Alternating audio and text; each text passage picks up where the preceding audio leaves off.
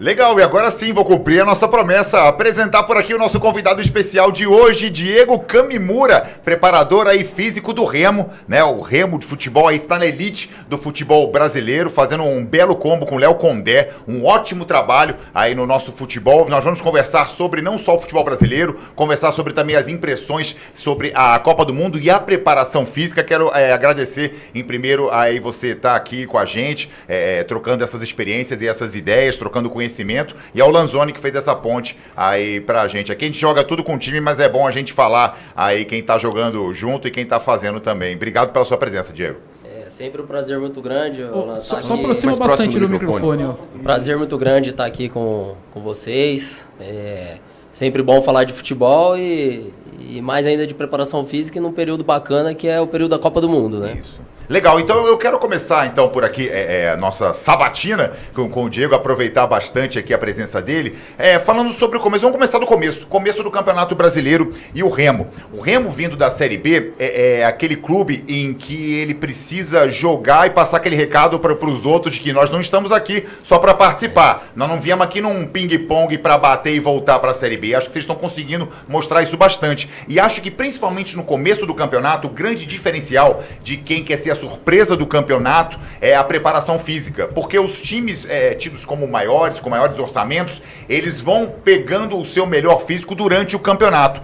Penso eu que uma das armas secretas, isso é legal para você mostrar para gente se isso é pensado mesmo, eu vou sair na frente fisicamente, porque isso vai me colocar no começo de campeonato com paridade de forças e eu vou conseguir até acumular uma certa gordura, uma certa moral para continuar no decorrer do campeonato. É assim mesmo que funciona. E como é essa preparação física nos atletas? Eu digo isso pelo fato que isso você tem que colocar a ideia e eles comprarem, de já começar uma temporada desde o começo voando fisicamente. É difícil colocar isso para os atletas, eles fazem isso à risca ou não? O pessoal lá já está fechado e não tem grande dificuldade para isso daí ser realmente um plano posto em prática pela equipe? Alan, esse ano especificamente, assim, a gente tem um calendário diferente, né? Isso impactou muito no Clube do Remo, porque final de novembro, começo de dezembro, ele sobe para a Série A. Ele tem um mês que é férias, que é dezembro. Ele tem um mês de preparação e em fevereiro já começa a Série A. Então, assim, ele teve que se reestruturar todo, não só de jogador, mas como de estrutura física, para poder competir com clubes que já estavam montados, né? Você pega o Palmeiras, né? Esse é o terceiro ano seguido que a gente faz Série A. A gente joga contra o Palmeiras do Abel, ele é o mesmo time. Uhum. Na verdade, ele é melhor, né? Porque ele sempre contrata 5, 6... Então, supre o que está faltando. Exatamente. Durante, né? Então, assim, o Clube do Remo ele teve muita dificuldade nessa transição. Ele não teve tempo para montar um time. O time hoje do Remo, ele conta com 2 remanescentes titular da Série B. Então, ele é um time novo, né? Que aí você entra entrosamento, conhecimento do companheiro dentro de campo. E a gente pega o Remo na 4ª rodada, se não me engano. Então, assim, a gente já pegou o Remo em competição, exatamente, a gente chega na transição ali da final do estadual, com a 4ª, 5ª rodada do Brasileiro, tendo a Copa Norte, então assim, um desafio gigantesco para o Léo, para mim, né, para nossa comissão, é meio que trocar o pneu do carro em movimento ali, e o que você falou realmente, né, os clubes se preparam muito fisicamente, para dar uma largada boa e se sustentar dentro da competição, né? Mas vocês pensam assim internamente, eu quero chegar já voando, porque eu sei que os times maiores, eles vão ter esse primor físico durante o campeonato. Então a nossa preparação tem que ser diferenciada para que a gente já chegue em alta rotação. Exatamente, é mais ou menos o que acontece aqui no Paulistão, que eu também trabalhei bastante aqui na Série A do Paulistão. Os times do interior, ele tem mais tempo para preparar do que os grandes. E nós vemos muitas surpresas em começo de campeonato com os grandes, né? Esse ano mesmo no Paulistão ali a gente teve o Capivariano, né, que chegou até o mata-mata. Mas se você pegar o Capivariano, ele começou a treinar lá em meio de novembro, para estrear dia 10, acho que foi de janeiro. Né? O nosso Norusca aqui também teve um tempo para preparar, enquanto se você pegar os times que tem Série A e Série B, eles não têm esse período, né? Então a parte física realmente conta muito. E até tocando o lance de Copa do Mundo, Se você lembrar um pouquinho mais para trás, a gente também tinha uma vantagem sobre a Copa do Mundo, porque o nosso calendário estava no meio. O dele estava no final. Só que agora a gente não tem nem jogador praticamente no Brasil. Esse ano que ainda acabou que a gente está com um pouco mais de atleta jogando no Campeonato Brasileiro, que o Campeonato Brasileiro aumentou o investimento, então hoje a gente tem acho que 6 ou 7 jogadores atuando no Brasil. Mas nos anos para trás a gente pouco tinha jogador atuando no futebol brasileiro. Então pegava a gente também no final da temporada europeia. Legal. Antônio Vinícius, tem pergunta? Tenho sim. Primeiro agradecer demais também ao Lanza por ter feito Antônio, essa ponte. Só desculpa, eu só vou continuar por aqui pelo YouTube, separar nossa rede e já estaremos também juntos pelo rádio. Vamos lá, Antônio. Perfeito, vamos lá, Alan. Primeiro agradecer o Lanza também por ter feito essa ponte, também agradecer demais ao Diego Camimura aqui pela presença, está fazendo um ótimo trabalho no Remo. A gente lembra, por exemplo, que o Remo tirou o Bahia na Copa do Brasil, daqui a pouco a gente pode falar sobre isso também, mas eu queria fazer uma pergunta, já que você falou sobre Copa do Mundo, justamente nessa linha, porque a Copa, nesse ano, um formato diferente, são 48 seleções, e a gente vai ter times que vão viajar muito. O Brasil, por exemplo, vai viajar 1.700 quilômetros durante essa trajetória na Copa do Mundo, a seleção da Bósnia, por exemplo, vai viajar mais de 5.000 quilômetros durante essa trajetória, e a gente sabe o quanto que isso interfere também no campo de jogo. É um campeonato de tiro curto, num período de muito calor nos Estados Unidos, no México e no Canadá. Como que é a preparação física em circunstâncias como essa, num campeonato de tiro curto, no momento em que exige talvez o maior nível ali dos jogadores, porque é o maior campeonato do futebol? Como que funciona a preparação física em momentos como esse, Diego? Agradecer o convite de vocês mais uma vez aqui, Antônio. Essa pergunta, cara, ela é extremamente bacana, porque o torcedor ele acaba não vendo e não colocando isso na conta ali de uma derrota ou de um empate. Valorizou o passe agora? Agora valorizou muito. Olha aí, ó. E até pra gente, porque a gente tem um exemplo muito claro hoje, né? O Remo é o time que mais viaja em quilometragem, que a gente é o estado mais longe do centro. Então, assim, a gente acaba que viagem 3 horas e meia, 4 horas de voo. E isso hoje, no futebol atual, a questão física, ela é detalhe, é primordial. Então, e o detalhe, hoje, num futebol tão nivelado, faz toda a diferença, né? Faz toda a diferença, que nem, assim, os últimos 5 anos a gente vem trabalhando no Nordeste, né? Sampaio Correia, Vitória, Ceará e agora o Remo, né? Então, se você for pegar, assim, o Sampaio Correia, a gente ficou em quinto numa Série B, onde tinha 4 grandes, né? E a gente ficou em quinto, mas a gente era um time que mais viajou e com voo, com a malha aérea é difícil. Então, não é só a questão da distância do voo, né? É você sair 4 da manhã para pegar um voo, para bater às 7 em São Paulo, para dali você fazer uma conexão e bater onde você vai jogar. E não é a perna de ida e eu tenho a perna de volta.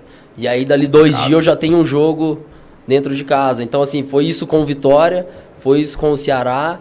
E hoje você vê o Bahia muito estruturado, o Vitória se reestruturando, Fortaleza ficou muito tempo na Série A, o Ceará também, mas eles foram se modernizando. Porque antigamente a gente via muito esses times bater na A e automaticamente cair, porque essa conta pesa no segundo turno. Tá. Ela é... Porque é muito desgastante você passar no aeroporto 3 horas... um exemplo básico aqui, ó, a gente foi jogar em Chapecó há um mês atrás. A gente nem treinamos em Chapecó, a gente saiu, apresentamos às 7 horas da manhã no aeroporto em Belém, no sábado, o jogo acho que foi no domingo. A gente chegou em Chapecó 3 horas da tarde, fez um treinamento para jogar às 6h30 no domingo. Diego, fora o choque térmico, né? Aí é 35 graus para 12... Pô. Então, assim, essa logística, ela também tem que ser muito detalhada dentro da seleção brasileira e de qualquer seleção, né? Porque fica sempre aquela pauta ali, aquela junta ali. Qual que é o melhor horário pra gente retornar? Após o jogo? Ou vamos dormir, descansar pra tomar um café da manhã e retornar pra casa? Mas aí tem a questão social. A gente já tá 3, 4 dias fora de casa, no Campeonato Brasileiro. O atleta também, a gente não vê a hora de chegar em casa. Então, assim, é um macro, né? Que às vezes o torcedor acaba esquecendo, né? Mas foi lá e perdeu pra Chapecoense, que tá em último e tal, mas tem uma questão... o Remo hoje, ele tem dado uma condição muito boa de viagem. A gente voa de avião fretado, que facilita muito, a gente não tem escala, a gente chega próximo do horário do voo, porque voo de carreira aí estende, mas mesmo assim, é cansativo. Tem hora que a gente fala, rapaz, não vejo a hora de chegar em casa. Daniel Martins, entra na conversa aqui com a gente. Diego, boa tarde, um prazer recebê-lo aqui na Auriverde, parabéns pelo trabalho que vocês, né, você e assim como todo o pessoal tem desempenhado, não somente no Remo, mas como você disse também em outras equipes. Diego, aproveitar o gancho aí de Copa do Mundo que o Antônio falou também, a gente tem visto nessa Copa um recorde de participações de jogadores na faixa dos 40 anos. Podemos citar aí o Ochoa no México, né, que inclusive ontem foi o primeiro jogador da história a estar em 6 Copas do Mundo consecutivas, Neuer da Alemanha, Modric, Cristiano Ronaldo, Messi, que está quase batendo 40 anos, enfim, grandes jogadores com 40 anos. E a gente tem visto, né, jogadores esticando mais a carreira. Queria que você falasse, Diego, sobre especificamente os jogadores mais velhos, né, ou mais experientes. Qual o trabalho específico que a preparação física faz justamente para prolongar a carreira desses atletas? Como que vocês trabalham nesse sentido? Inclusive o Remo, né, tem alguns jogadores já também com uma faixa de idade um pouco mais elevada e mesmo assim continuam desempenhando um ótimo futebol. Prazer falar contigo também, Daniel. Galera aqui só valorizando o passe, só o pessoal só pergunta bacana que foge um pouco do torcedor, né? Que às vezes não chega, né?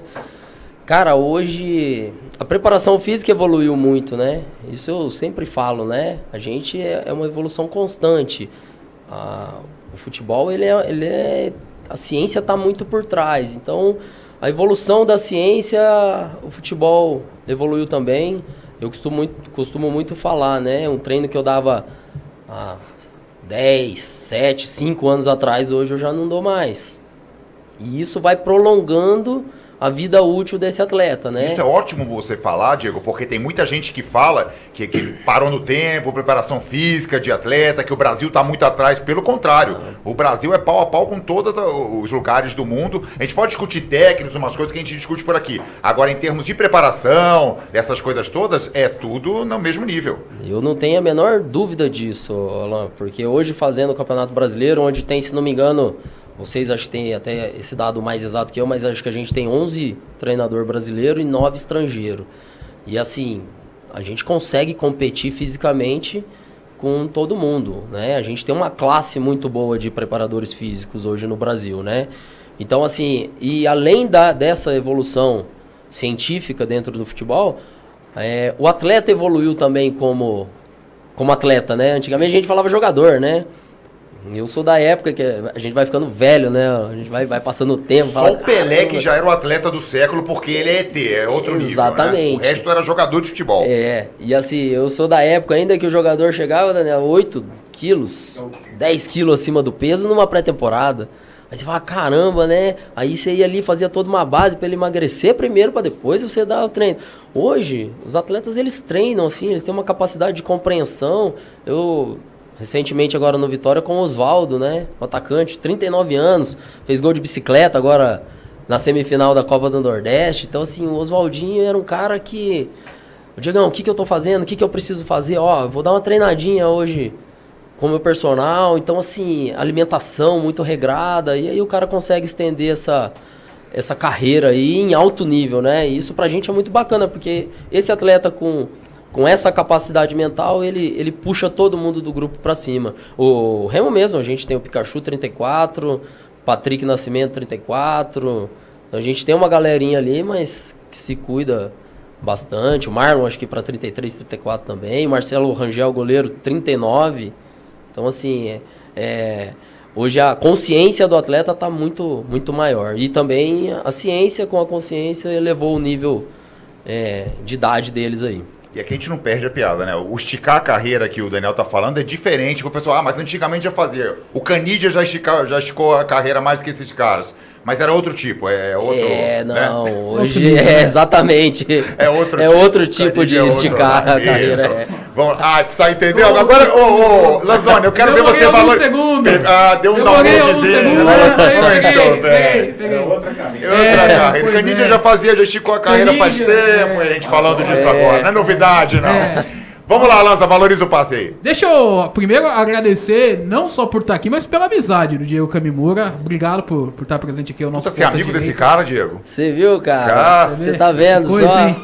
Mas, Diego, obrigado. É que ele tá longe, é tá que longe, ele ia me né? cornetar lá no Norusca e acabou ficando amigo. Mas, Diego, brigadão pela presença. E eu queria que você comparasse até... Eu sei que são mundos diferentes e eu vou querer também depois entrar nessa situação para entender hoje como está a estrutura do Remo.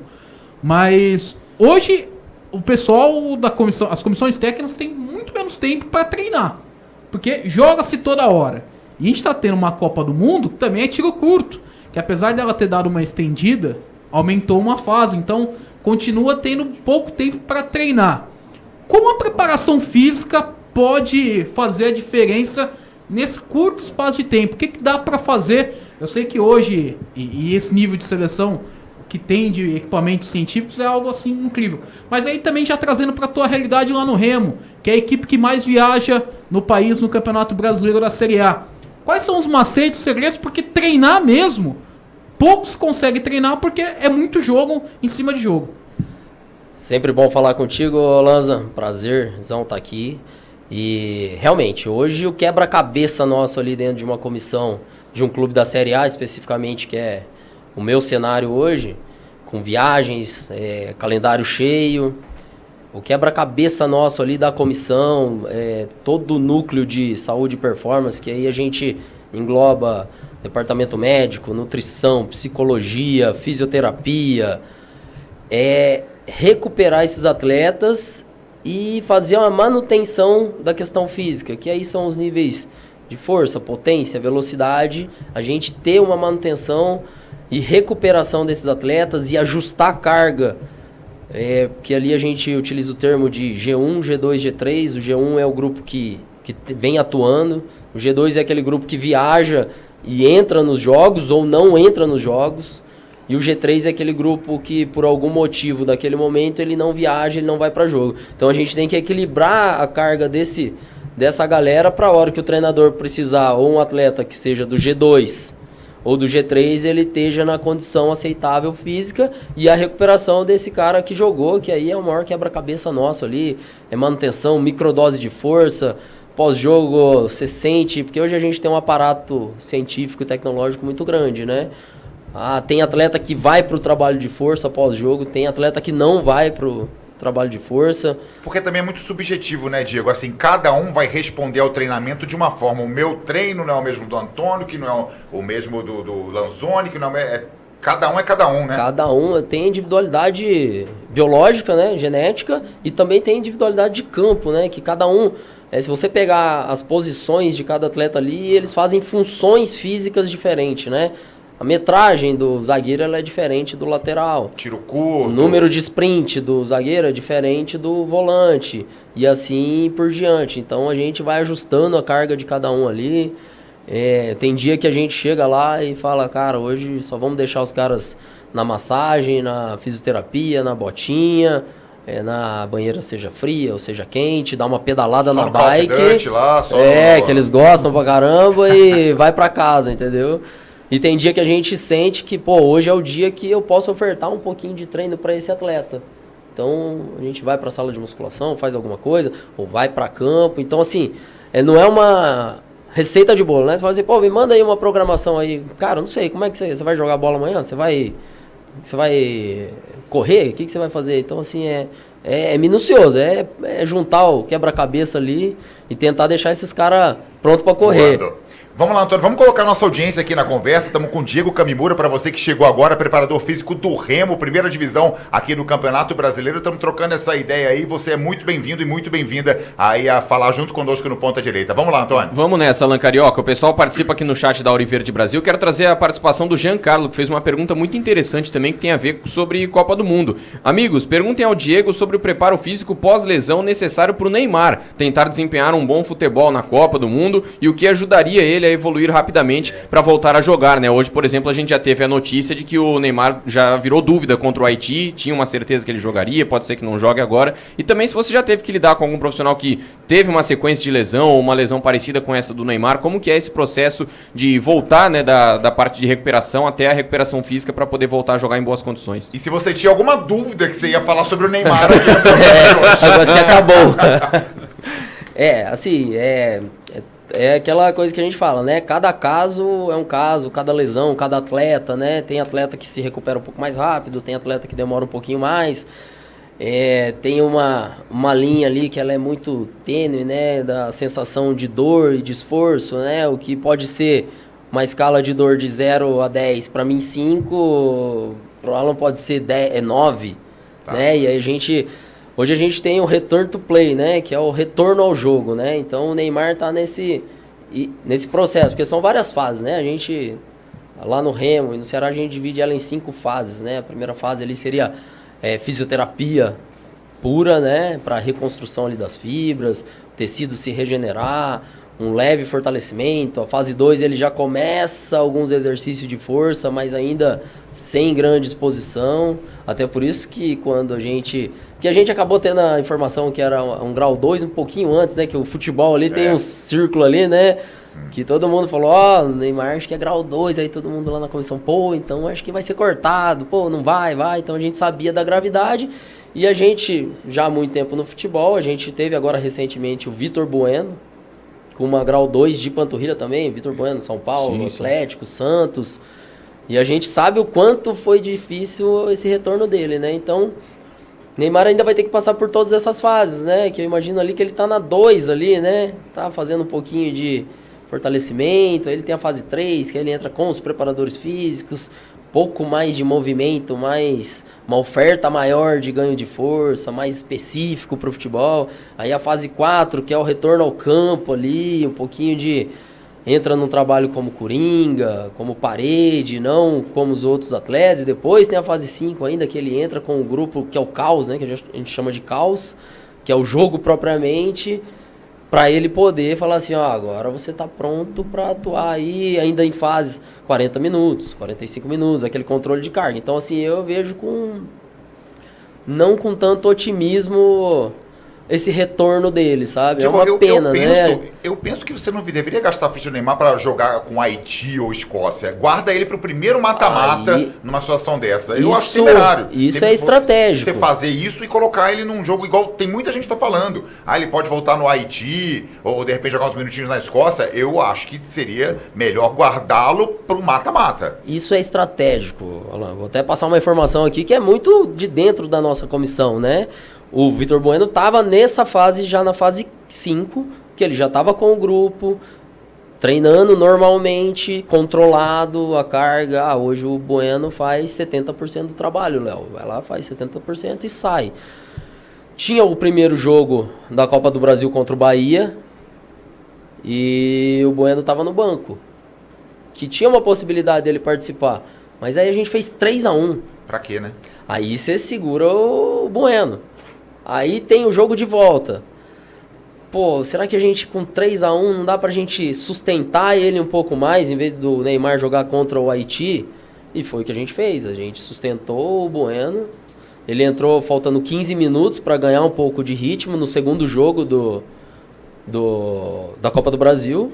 E ali ele foi naquela carga progressiva que a gente está falando. Excelente falar com quem está lá dentro de campo, porque a dúvida seria essa. Então, por exemplo, eu guardaria para o mata-mata, mas mesmo assim você não coloca ele precisa de um pouquinho de ritmo de jogo em jogo real antes do mata-mata? Com certeza. Tá. Se ele tiver apto para jogar, se ele tiver sem queixa, se ele tiver treinando confortável, ele tem um planejamento que aí varia, né, Alan, de comissão para comissão. Eu e o Léo, a gente já tem o nosso modelo, né? Sempre que o atleta volta de lesão, ele faz uma carga progressiva dentro do jogo também. Mas estamos indo pro mata-mata aqui. Não tem jeito, aí vamos todo mundo no mesmo barco e então vocês colocariam ele num jogo do grupo se ele tivesse dar uma trotadinha ali dentro exatamente de 10, 15 minutos para voltar a sentir, porque o jogo ele é totalmente diferente do treino, por mais que a gente tente representar o jogo, mas a gente não tem aquele caos que é o torcedor, aquela sensação de estar indo para um jogo, e é um jogo de Copa do Mundo. O estresse do jogo. Total. Calimura, desculpa até tentar colocar de uma maneira numérica, mas é pra gente tentar entender assim o cenário. Vamos lá. E assim, é a sua opinião, não tô falando que necessariamente isso pode ser a opinião da comissão técnica da seleção brasileira. Mas se ele, por exemplo, chega pro jogo da Escócia com 50% da carga nesse nível 5, já treinando, ficar falando 50% da carga. Você, nesse cenário, já arriscaria uns 5, 10 minutos no final do jogo contra a Escócia para ele pegar um pouco de ritmo de jogo? Ou seria melhor esperar? Eu sou da opinião que foi o que a gente fez com o Vitor Bueno. Se o atleta está em condição e a gente tem essa margem para utilizar dele, que nem o Brasil pode chegar contra a Escócia já classificado, até com a posição já definida. Então é um jogo que você não tem uma carga mental tão forte. Então assim, aí eu acho que ele teria que fazer ali 20, 30 minutos, que aí é muito individual, depende do processo e o momento que ele está dentro desse processo, desse return to play dele, dessas etapas. Mas eu sou a favor, porque eu tenho muito comigo que hoje aquilo que fala, o ritmo de jogo, e ele é diferente. Você pode treinar. Nunca vai ser um jogo. Nunca vai ser um jogo que a gente não consegue representar. Então eu acho que ele tem que ir gradativamente buscando esse retorno ao jogo ali, 10, 15 minutos, que foi o que ele fez no Santos, né?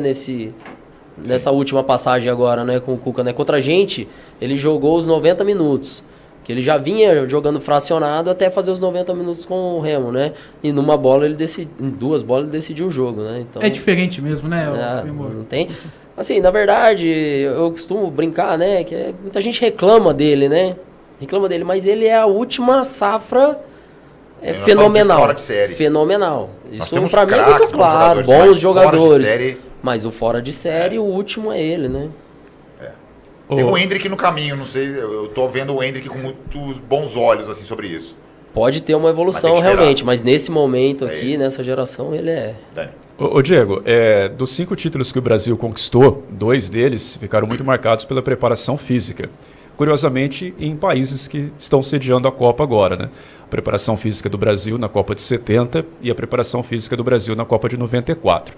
Queria saber de você, Diego, não sei se você tem alguma informação nesse sentido ou na sua visão mesmo, a preparação específica para uma Copa em que o clima tem uma interferência muito grande.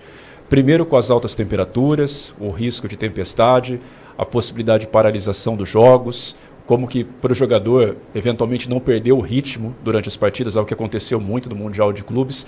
Queria que você falasse, Diego, especificamente sobre a preparação física para essa Copa, que eu acho que tem um caráter muito especial em alguns sentidos, um deles talvez seja a questão do clima. E é bacana, cara, porque entra um pouquinho de história aí nessa jogada.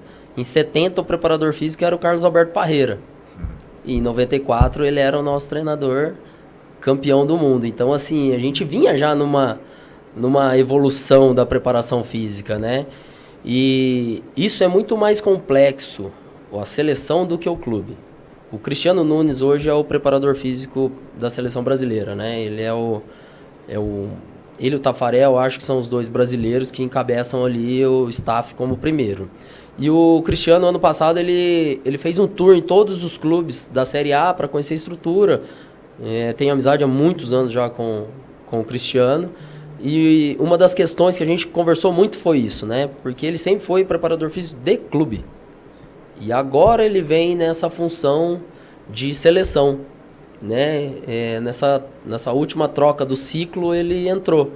Então assim, ele pega o atleta, cada atleta de uma equipe com características e métodos diferentes.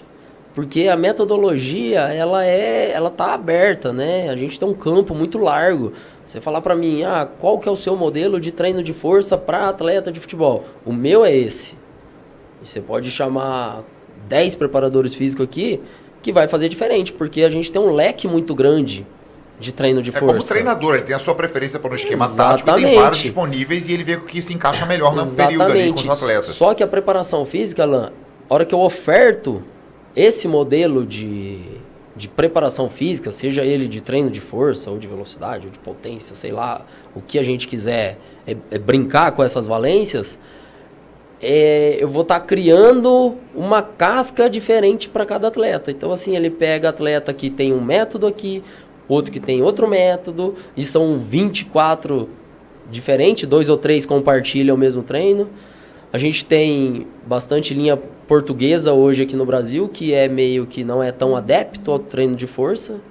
Então, você pega um atleta que não está tão habituado a fazer o treino de força, e aí se eu venho com uma carga que eu estou acostumado a dar no meu clube para esse atleta, por mais que eu entenda que esse seja o melhor modelo, tem uma reação a essa mudança de comportamento.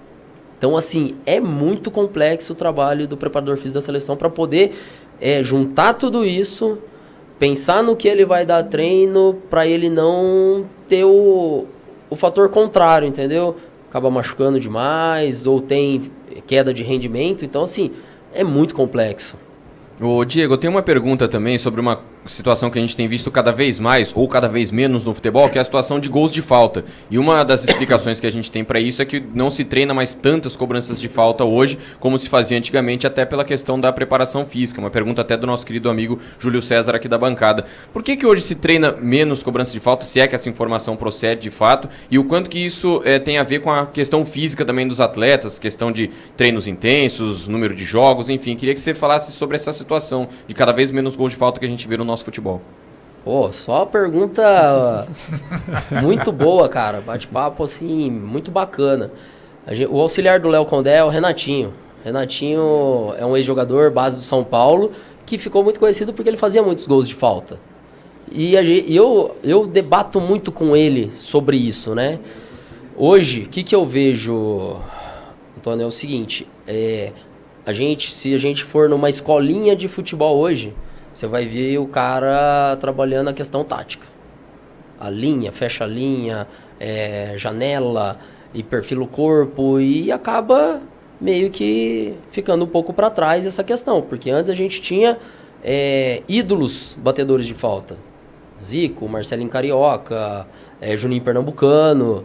Então, assim, a gente, quando criança, fala assim, eu quero fazer um gol de falta igual o do Marcelinho. Mas eu precisava ter oferta. E a gente tinha mais essa oferta. Entra outro fator que para mim é o preponderante, que gera muita discussão, que é um assunto polêmico. Vamos lá. Os atletas eles ficaram mais potentes, mais fortes. Então quando monta-se a barreira, e depois que o Ronaldinho bateu por baixo, né, que foi uma sacada assim genial, porque o cara é um gênio, né?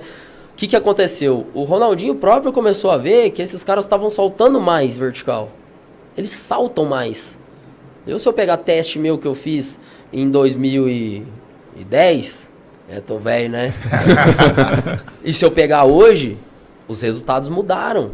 Mudaram de coisa, uma margem alta. É um recorde olímpico que vai sendo quebrado a cada edição, né? É mais ou menos por aí. Aí você entra com o goleiro, que ele também ficou mais potente.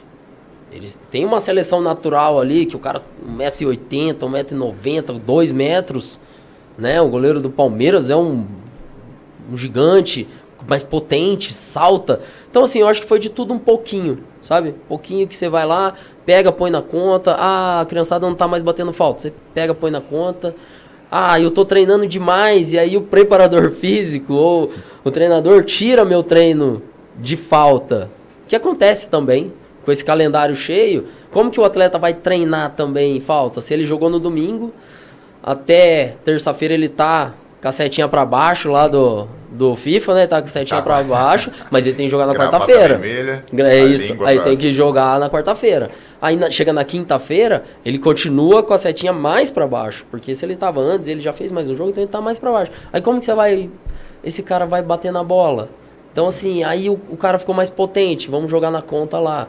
O atleta salta mais na barreira quando vai, né, a batida na bola. Então assim, é um emaranhado de coisa que faz com que realmente cada vez, em contrapartida, na minha opinião, sai mais gol de bola parada lateral e escanteio. Tá. Porque ficou uma guerra física ali, a batida tá mais forte. E a preparação tem hoje na NFL nós temos aquele time específico para jogadas. Defesa, hoje tem time específico para montar a jogada de bola parada dessa forma, né? Exatamente. Coisas que não tinham então mais. Assim, é um pouquinho de Você vai pegando 10 centavos e colocando na sacolinha ali, a hora que você vai ver, pô, é por conta disso? Não, é por conta do contexto, né? Deixa eu separar por aqui a nossa rede, continuamos pelo YouTube e já também pelo rádio. Eu só vou pegar um gancho nessa resposta que eu vi quando você disse sobre a preparação, postura, aquela coisa toda do jogador desde a escolinha, aí me veio algo à cabeça que é uma coisa que nós batemos muito e eu já falamos sobre isso por aqui.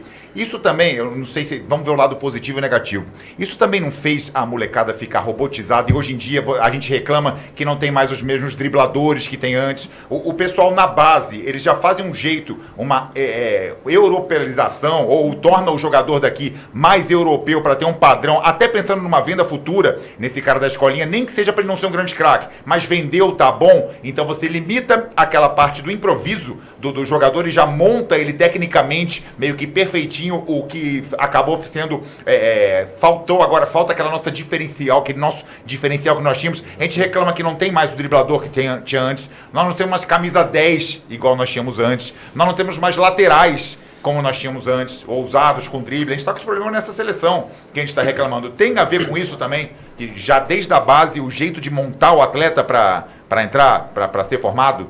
Isso para mim é muito, muito claro assim também. Isso acontece. Mas é a camada um pouco mais embaixo. É a camada um pouco mais embaixo. Antigamente a gente tinha muito mais número de crianças jogando bola na rua, que quando você joga bola na rua, a minha vida foi inteira jogando num campinho de rua com 2 tijolos como gol. E ali não tinha regra. Ali não tem regra. É 3 meninos para um lado e 3 meninos para o outro querendo jogar futebol. Sem muita regra. Hoje, esse menino ele vai com 7 anos para a escolinha. E com 7 anos, ele já começa a entender da questão tática. Ele é ofertado para ele a questão tática. Vira zagueiro de condomínio. Aqui a gente estava falando de zagueiro de condomínio, que tem nojinho do suor alheio. Então, assim, é tudo um pouquinho de cada coisa. Os mais dribladores que a gente tem, eles vão muito cedo para a Europa e a gente perde o vínculo com o ídolo. O Estevão mesmo. Cara, acho que ano passado a gente fez, antes dele ir, uns 4 jogos contra ele. É bonito de ver o moleque jogar. Diferenciado, porque ele ainda tem esse improviso ali com a bola, entendeu? Mas ele nem consegue se tornar ídolo do Palmeiras, porque ele é vendido com 19 anos. Antigamente, o atleta para ser vendido, ele ficava muito tempo no Brasil, e a gente pode pegar inúmeros dribladores aqui, que nunca saíram do Brasil. Então, assim, vai robotizando o atleta. Até eu vi vocês comentando do jogo de ontem, eu tava assistindo com a minha esposa, que agora ela fica comigo até 1 da manhã vendo o jogo. E fica muito claro, o futebol asiático, ele tem muita coisa ainda do futebol brasileiro e sul-americano. É um jogo mais técnico, por mais que muito... Eu fui ver lá, só o goleiro joga no Japão e um joga na Coreia. Os outros jogam toda a Europa. E grandes times. Mas eles ainda trazem essa questão do futebol bonito, né, do Brasil, enquanto a Tchequia já era mais robotizado ali, os movimentos muito mais sincronizados, né? Eles são duros e quer ficar mole, nós somos mole e quer ficar... Exatamente, e aí a gente não consegue achar esse meio termo, né? Mas você sabe, que o nosso ponta-direita, inclusive, a gente tem essa liberdade que em outros programas não tem, que a gente mistura política e futebol e esporte no nosso programa. Mas é reflexo também da nossa falta de segurança. Porque hoje, quem que é o pai que tem a coragem de deixar a criança brincar na rua de bola? Hoje a molecada não estoura mais o tampão do dedo na rua porque o pai não deixa brincar, porque não tem segurança. Então, até isso os caras se atrapalharam. E junta isso aqui também, ó. Essa coisinha aqui, ó, que a molecada fica atrás. Celular, porque hoje é muito mais fácil você falar, ó, toma o celular... Porque não falar pra brincar na rua, não dá, não tem segurança. E isso acaba refletindo o quê? A molecada, quando vai jogar bola, é numa escolinha. Aí, ao invés de brincar de bola, acaba treinando. E aí é só aspecto tático, e não temos mais aquele improviso. Até algo que trazer o que o João Paulo Sampaio coloca, se não me engano, até o Sub-15 do Palmeiras... Ele não gosta nem de chamar de treinador, né? Ele gosta de falar que são o pessoal que faz a parte lúdica dos treinamentos. Então é algo assim que faz falta, né, Diego? E reflete muito. Hoje, se a gente pegar o Campeonato Brasileiro, fala um jogador que agora não é mais ponta direita, né? É extremo. Extremo direito com o pé temos direito. que mudar o nome do programa, então? Você viu? Extremo, verdade. direito. Verdade. Ah, tá. Amanhã já sabe. Já mudou, pessoal já. Por favor, tá errado. Exatamente. Então, assim, não tem nenhum jogador destro que joga pela direita no setor da frente. Nenhum. Fala e é muito, muito raro. Até a gente mesmo, no Remo ou no Ceará. Por quê? Porque trouxe aquela coisa assim, o cara da beirada, ele vai trazer pra dentro pra quê? Pra fazer uma tabela e tal. O Pikachu é um dos últimos. É um dos poucos, Né? E ele ainda joga ali por uma questão muito mais tática do que ofensiva, porque o Pikachu não é um driblador. Não é aquele cara de drible que sai arrastando 2, 3. Então, assim, a gente acabou, até o modelo nosso de jogo no Brasil, ele foi se alterando, entendeu? E com isso, você tira um pouco do drible do atleta. Vamos com mais perguntas aqui, só para nossa audiência rotativa. Diego Kamimura, aqui preparador físico do Remo. Temos mais aí perguntas aqui no Ponta Direita, Antônio. Tem uma pergunta do Dino Edevaldo participando aqui com a gente. Boa tarde, pessoal do Ponta Direita. Pergunta pro Diego como eles fazem para lidar com jogadores que perdem muito peso nas partidas, e ele cita o exemplo do Hulk, que, por exemplo, perdia 7 quilos por partida. Como que funciona a preparação física para esse tipo de atleta? Não é o nosso problema, né, Lanza? Não. Que isso? Podia ser, né, mas Definitivamente não é. Se fosse aqui o problema, eu falava, come nada, fica do jeito que tá e tá tudo certo. E ganha. Depois, Isso assim, é uma coisa que lá no Remo, ou no Ceará, no Vitória mesmo, a gente tinha uma preocupação gigantesca, porque lá a gente tem um clima, temperatura mais elevada e muito mais úmido, né? Em Belém do Pará é um negócio absurdo, assim, né? Você... 5 horas da tarde, se você andar na rua, você está transpirando, você está perdendo líquido ali, você está perdendo peso. Então, assim, aí entra a nossa equipe multidisciplinar. A gente tem um fisiologista para avaliar todas essas perdas, que nem, por exemplo, um exemplo lá, dia de jogo. A gente coleta o peso antes, no vestiário, e pós o jogo. E ali a gente tem a diferença da perda hídrica ali. Então, aí entra esses dados, quando atinge um número anormal para este atleta, que também entra a questão da individualidade, aí entra em ação o fisiologista com as avaliações bioquímicas e a nutrição para uma suplementação específica para ele retornar ao peso ideal. E entra no dia seguinte, aí se esse atleta não retornou o peso, a gente mantém ele ainda no stand-by, como eu estava explicando. De repente, esse atleta não faria nada até ele retornar o peso para poder voltar à atividade normal ali com o grupo. Daniel, pode fazer mais uma pergunta. Vamos lá, o bate-papo tá bom, né? Bom demais, cara. Você falou 15 minutos, né, Holanda? Você viu? Eu só ganhei 15 minutos. Enganou o Diego, hein? Ô Diego, a gente aqui no Brasil, né, acho que infelizmente a gente tem o hábito da troca do técnico, né? E o técnico, inclusive teve um estudo recente que o Brasil é um dos países que, não precisava nem do estudo, né? A gente consegue observar isso, né? Que a média de um técnico do Brasil ali em casa 3, 4 meses, e muito ajudado por conta do Abel Ferreira, né, que acaba esticando essa média para o Palmeiras. Eu gostaria de saber de você, Diego, quando tem essa troca, né, quando vocês chegam a uma equipe que tem essa mudança de técnico. Como você disse há pouco, Diego, cada preparador físico, cada comissão técnica tem sua maneira de trabalhar. Como que você, no seu caso da preparação física, trabalha deixando o trabalho anterior? Até que ponto você vai começando a implementar o seu trabalho, até que ponto tem essa transição de um para o outro, infelizmente nessas mudanças constantes que a gente tem de técnico no Brasil? Isso é uma coisa que a gente convive, né? Essa mudança aí desenfreada, né, de comissão é uma coisa que a gente já está acostumado. Esse é um assunto que eu tenho bastante convicção e controle para falar, porque a minha carreira ela foi pautada em ser do clube, preparador físico do clube. Aqui no Noroeste mesmo, tive algumas passagens aqui que tinha uma troca ou outra de treinador, mas eu era o fixo. No São Bento eu fiquei 3 anos, no Ituano eu fiquei 5, no Mirassol eu fiquei 1 ano e meio, mais ou menos. Então, assim, eu convivi com essas trocas. E eu sei o quanto é difícil para o atleta, é aquilo que eu estava falando do método de treino, da preparação física na seleção, né? Que pega cada um de um clube. E hoje, já há 5 anos, a 5ª temporada com o Léo, eu tenho muita convicção. E até saiu um artigo científico esses dias falando sobre isso. Quando muda só o treinador, o índice de lesão ele é X. E quando muda a comissão toda, o preparador físico, o índice de lesão ele supera, ele aumenta. Ele aumenta. Então, assim, por isso que a gente, na comissão do treinador, a gente tem que ter uma expertise muito grande de quando chega no clube, entender nesse primeiro momento quais são os processos que o clube utiliza, o que a gente concorda, o que a gente acha que pode ser alterado, porque é uma metodologia diferente, mas ter muito cuidado nessa transição do método de treino, principalmente do preparador físico, porque do treinador não tem como. O treinador ele vai chegar impondo o movimento que ele quer dos atletas, a plataforma que ele quer Se vira, ponto final.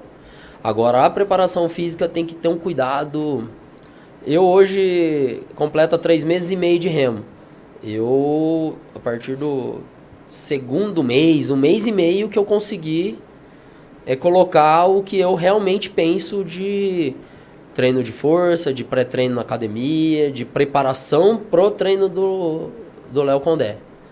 Porque se a gente vem de uma forma, não, vou fazer do meu jeito, agora a gente tem um revés muito grande. Nesse período são 3 meses e a gente chegou no começo, 3 meses e meio, a gente teve 2 lesões musculares. Mas foi gradativo esse processo ali, processo formiguinha. Um dia ia lá, colocava um pré-treino com volume baixo, mas já passando algumas ideias do que eu penso, os trabalhos de campo meu, antes de entregar pro Léo. E o Léo tem uma compreensão muito boa sobre isso, sobre essa carga progressiva dele no trabalho de campo, que muitas vezes você escuta, né? Pô, o time não corre, é culpa do preparador físico.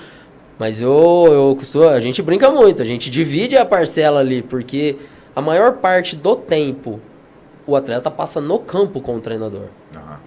E quem monta os treinos é o Léo. Ele monta o treino dentro da necessidade que ele tem de campo. E eu, o que eu faço? É supervisionar e manter ele informado sobre as métricas físicas. E quando ele tá passando lá do ponto lá, porque também tem aquele negócio, você não pode dar um overtraining no atleta, exatamente, né? Porque você tem que pegar para ele explodir no jogo. Porque exatamente, tem que dosar muito a preparação, tem que explodir ali no treino. Exatamente. Então ali, a gente hoje tem muito aparato, né, cara, online ali, a gente sabe exatamente o que o cara tá correndo ali, quantos sprint ele deu, quantas alta intensidade em metros ele fez, o volume total. Então, assim, ali dentro do trabalho eu já consigo municiar ele de informação, né? Ô, Condé, tá querendo hoje dar treino aí. Não, Diego, eu vou mais 5 minutos que eu preciso ajustar aqui. Mas se passar a gente vai ficar meio defasado. Então, assim, essa comunicação é muito importante, mas eu não tenho dúvida. Essa troca de preparador físico, ela é complexa. Diego, eu quero saber aqui direto da fonte, então, com você, algo que muitas vezes a gente fica especulando como será essa preparação durante a pausa aí para a Copa do Mundo. Porque, por um lado, como você bem disse, começamos a temporada do Brasileirão antes do que deveria, mas por outro, nós temos esse lapso temporal em que você tem que deixar o atleta em forma, mas ao mesmo tempo você não pode bater muito, desgastá-lo muito para que ele continue aí o campeonato, tem mais um turno inteiro. Como que está sendo, então, a preparação física nesse momento em que estamos com o campeonato parado, pausa para a Copa na retomada? Continuam os treinos, é muita intensidade, pouca intensidade, está parado até um tempo e vão começar daqui a pouco. Como que está o lance da preparação física nesse momento? Especificamente do Remo hoje, como que a gente planejou lá nossa intertemporada, né? Férias / intertemporada. Pós-jogo do São Paulo, que foi no domingo, dia 30, acho, 31, alguma coisa assim. Aí a gente entrou no recesso de férias, que é o período que a gente está, que foi do dia 1º ao dia 15, né? Esse é o período de férias, que a recomendação dos atletas é descanso. Que nem todos eles ficam. Aí sempre você vê uma postagem aqui, por isso que eu falo que eles estão estendendo a longevidade por conta disso, né? Um treinando numa academia, outro correndo ali no campo, ao ar livre.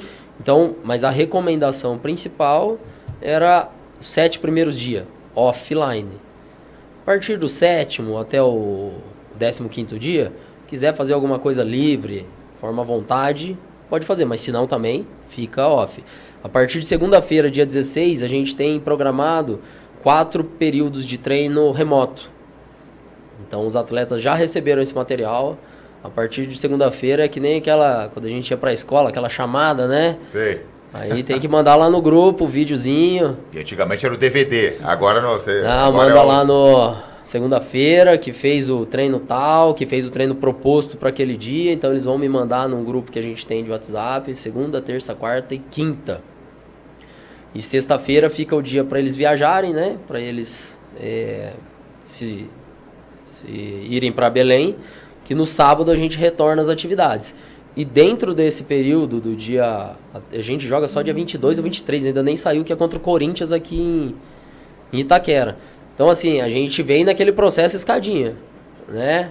Ofertando o treino de retorno, a quilagem, né, que a gente usa durante a temporada, ela já baixa o volume, aí eu vou gradativamente aumentando, não só os treinos na academia, o treino indoor, mas também o treino do Léo no campo, com movimentos mais reduzidos, até a gente aumentar um pouquinho esse campo, até enxertar os goleiros, porque a gente tem um período de 30 dias, né, até o retorno, e a gente tem 3 amistosos programados nesse período até o jogo do Corinthians aqui em São Paulo. Legal, gente. Vamos encerrar, porque acabaram as perguntas? Então, eu quero muito agradecer a você, Diego, Kimimura, né? Kamimura, esse Diego sobrenome Kamimura. é Eu acho que a problema. minha família é japonesa, metade da minha família é Então. japonesa, por isso dá um tilt de vez em quando. Quero agradecer muito, dizer pra você o trabalho que vocês estão fazendo, parabéns. Eu vejo, sinceramente, muitos times que hoje estão acima da tabela jogando menos futebol do que o Remo. Tá? E a gente não sabe depois dessa Copa do Mundo como que vão manter aí os plantéis, todos. Então eu vejo um grande aí futuro, um grande campeonato para vocês, livre de contusões. Deus abençoe aí o caminho de vocês e manda um alô do Ponta Direita para todos. Espero vê-lo aqui novamente para falar das conquistas do Remo, das conquistas da sua carreira e dos títulos que você ainda vai conquistar. Alain, prazer sempre grande quando a gente vem a Bauru aqui, né? Nossa residência fixa é aqui, então tá com os amigos aqui, poder bater o papo de futebol e preparação física. É sempre um prazer muito grande compartilhar essa mesa com vocês aqui. Com certeza estaremos mais vezes e com grandes conquistas ainda por vir. Tenho certeza disso. Muito obrigado. Vamos seguindo por aqui o Ponta Direita? Opa, vamos.